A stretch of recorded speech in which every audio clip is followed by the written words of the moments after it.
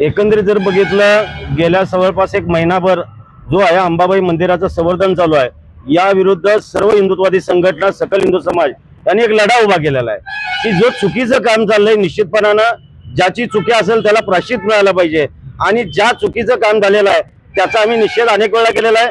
त्या ठिकाणी आम्ही सातत्याने गेले 8 दिवस प्रयत्न करत होतो की या मुख्यमंत्र्यांच्या दौऱ्यावेळी या आई अंबाबाईसाठी एक 5 मिनिटं आपल्याला मिळावीत, पण यामध्ये कोणत्याही प्रकारची आपल्याला त्यांच्याकडून किंमत मिळाली नाही किंवा टायमिंग मिळाली नाही। दुर्भाग्य आहे, काल जे मुख्यमंत्री या ठिकाणी आले हे संपूर्णपणे कोल्हापुरामध्ये फक्त रिबीन कापायसाठी आले होते आणि ज्या वेळेला आम्ही माननीय जिल्हाधिकाऱ्यांना एक पत्र दिलेलं होतं की ताबडतोब मुख्यमंत्र्यांनी यात लक्ष घालावं, SIT नेमावी आणि सर्वांच्यावर सर्व कारवाई करावी।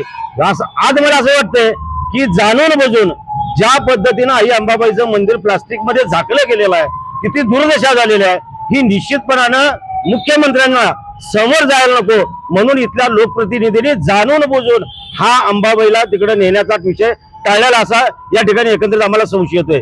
निश्चितपणानं याचा आम्ही पाठपुरावा करणारच। इथून पुढच्या कालावधीमध्ये सुद्धा आई अंबाबाईसाठी निस्वार्थीपणे निश्चितपणानं लढा चालू ठेवू। जे जे दोषी असतील आई अंबाबाईला आज आम्ही साकडे घालतो। आई अंबाबाई जे जे तुझ्या आडवे येतील त्यांना तू निश्चितपणे प्रायश्चित कर, अशा पद्धतीने आपण या ठिकाणी आव्हान केलेलं आहे। पुन्हा एकदा मी मुख्यमंत्र्यांचं या ठिकाणी या करोडो लाखो आई अंबाबाईच्या भक्तांच्याकडून जेवढी निंदनीय आहे तेवढी निंदा करण्याचे थोडंच आहे असं या ठिकाणी मी जाहीर करतो।